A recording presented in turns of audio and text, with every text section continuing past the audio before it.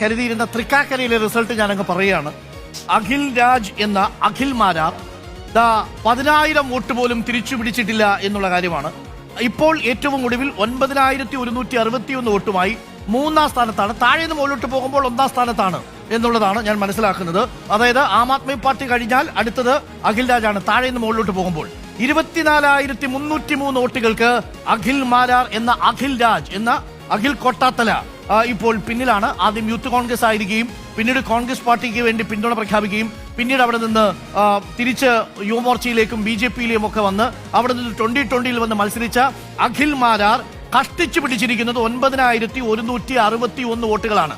9,161 എവിടെ? തൃക്കാക്കരയിൽ. ഉമാ തോമസിനേക്കാൾ 24,000 വോട്ടുകൾക്ക് പിറകിലാണ് അഖിൽ രാജ് എന്ന അഖിൽ മാരാർ എന്ന വിവരം പ്രിയപ്പെട്ട പ്രേക്ഷകരെ അറിയിക്കുന്നു.